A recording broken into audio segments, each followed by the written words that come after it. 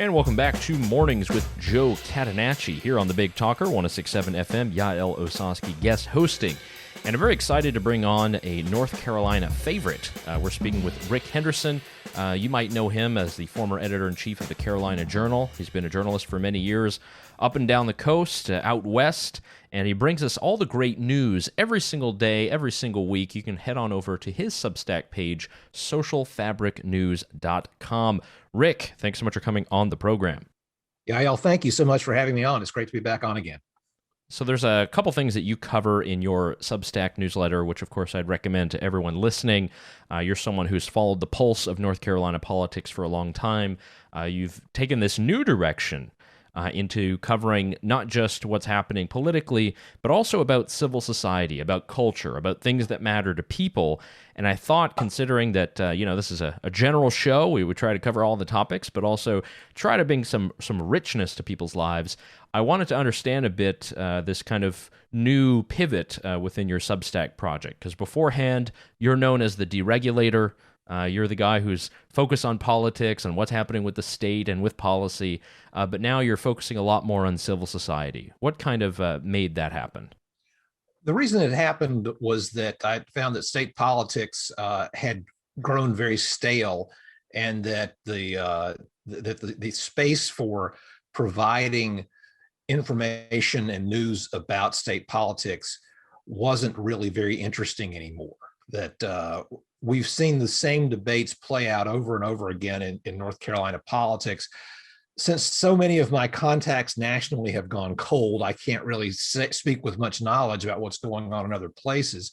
I've done a little bit of work about election reform and studied and written about some of the activities in other states dealing with election reform. But again, that's a very much of a hurry up and wait situation. A lot of things happen in a hurry, and then we wait for things to go on, and then either it's good or bad or indifferent, and nobody can really speak about such things knowledgeably unless you cover it all the time. And so I was interested from a very personal level in how the Burkean little platoons operate, how we deal with each other, since most people really aren't actively online or obsessively online. How do we interact with each other coming out of the COVID pandemic as neighbors, as people who may belong to organizations, as people who deal with the Boy Scouts, with a local with your local church, with whatever organizations that you handle? And how do you deal with that in an era in which we have less and less personal interaction because of the pandemic, and have to rely more and more on modern technologies to preserve traditional institutions? And so I found it as an interesting intersection. Deals with me personally because I belong to this stupid ukulele group, which I call my stupid ukulele group. That's actually quite important to me. It's a group of us in Raleigh who've gotten together now. We're going on our 8th year, and we meet in a church. Because of the pandemic, we couldn't meet in the church anymore, so we had to go to Zoom. And that's posed all sorts of challenges. We're having to go back to Zoom again because of the latest spike in Delta. And I took that as a way. I started writing about that back before I made the pivot. And I thought, this applies to lots of other institutions and organizations that I'm really interested in. And so that goes to, I've written about the various night markets in Raleigh. I'm this week going to write about an old farm in Randolph County near Greensboro that for 30 years has had open farm days. And it's a sheep farm. It's a working farm. And they have avoided the Got to BNC, the Department of Agriculture campaign that sort of formalizes these tours. They've stayed very old school with it. And unfortunately for them, because the owners are getting older, they're not able to keep up with it as much. So that kind of tension between how do you maintain the traditions and also stay hip with the kids. Definitely, yeah. We're speaking with Rick Henderson here on Mornings with Joe Catenacci. You can follow Rick on Twitter at Civil Society Guy. He's gone from the deregulator to the civil society guy. I love that. And you mentioned your article on the night markets. I thought this was very interesting. So for today's program, there's a lot of focus on Wilmington, obviously, but we are getting some interviews in from Charlotte, from Asheville, and across the state. And you're our Raleigh guy. And you had this article about night markets. And the title of the article is "Night Markets Are Markets Too." And you discuss sort of what is happening with these kind of local farmers markets that pop up, and the night market in Raleigh, and some of the lessons from that. So what can you tell us about that? Yeah, this was knocked off because of a situation in Los Angeles where a major market had sprung up in a heavily Latino working class community out of nowhere. There was a taco seller who had been there forever. And all of a sudden, other vendors started coming to this little industrial area in this neighborhood in LA. And all of a sudden, there were 100 vendors there on a given night, 5 and 6 nights a week. There were bands. There were people selling. There was a brick pizza oven that moved in and out every night. And it started off as this really happy situation in which everybody was getting along well and fine and all that. And then the news got out that this was such a successful location. And all of a sudden, problems came up. People started trying to horn in on others' spaces. It got to be a little bit chaotic. Neighbors complained. People were moving in before the stores were closing. And I was contrasting that. The city actually closed it down because they had no permits for anything. This was just a total spontaneous group that was taking over public property without a permit. And so there was no security, there was no sanitation. Got to be a nightmare.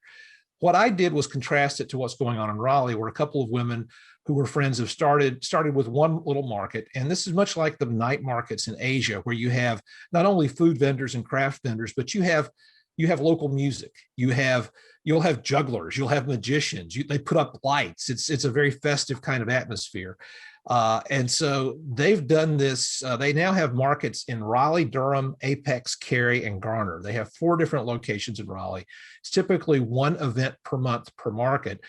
And they've done it all, I think, the right way. They've obtained a relationship with local officials, with local businesses, with people who are the neighbors who live there.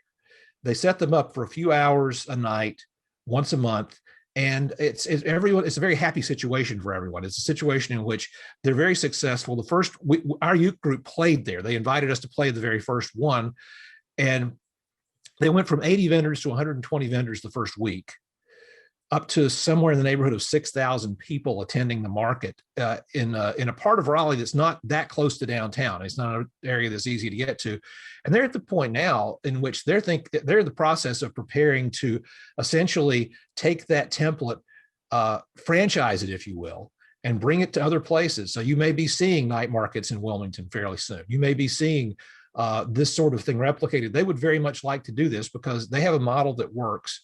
And it does involve working with local law enforcement, with city officials, with neighborhoods, and they're a good neighbor. And because they've got their own security, their own sanitation forces, all that sort of stuff, they don't leave a footprint behind. It's a lot of fun, and I think it's a great way, again, to support local vendors and for people just to go out and have a good time. And it's just a lot of fun each time you go. Yeah, and I love your point about trust and sort of what that means economically. And that's one thing I've always noticed traveling around is that you have varying levels of social trust in different communities and societies. And when you have social trust that's high, that means that people are not, scurrying after you to make sure that you pay your bill and asking you to prepay. There's generally this kind of trust that exists that when things are over, you'll pay your bill. It's fine. People aren't hassling you. And people have reputations, and that in itself is a kind of currency. And to see that evolve in this example that you give at the night market, I think is great, because that's something that we need a lot more of. So much of our interactions and things have been thrust online. Wouldn't it be great if we were to get back to business, be out on the streets, walking, interacting, and actually sharing smiles and laughs instead of just clicks and emojis, right? Yeah, that's the thing that really impressed me about the night market to begin with, which was in 2018 that they started these in Raleigh. This was before anybody had any concept about the pandemic, but it was just it was an extremely uplifting experience. And as I've said in some pieces about this earlier, it got too big for us real fast because we don't have professional level PA system. And when you got 5,000 people wandering around in narrow little cobblestone streets of the city market area of Raleigh, when that's happening, you can get drowned out pretty easily. And so we just said, we can't do this anymore. And they said, okay, fine. That's not a problem.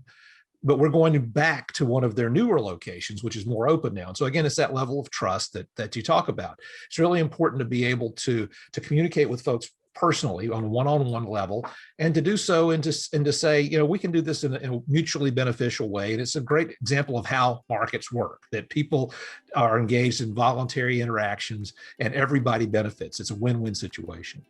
Well, we're all about win-win nowadays. We don't have many things to win or say that we are winning in. And I do want to point the listeners over to your website, socialfabricnews.com. Rick is going to give us all the latest and greatest. You have multiple posts per week, which is great. You have some podcast as well coming out, good conversations. So Rick, thanks again for providing us good value there. Thanks again for your writing. And hopefully we can get you back on the radio soon. Not enough time to talk to you. But again, thanks so much for what you're doing.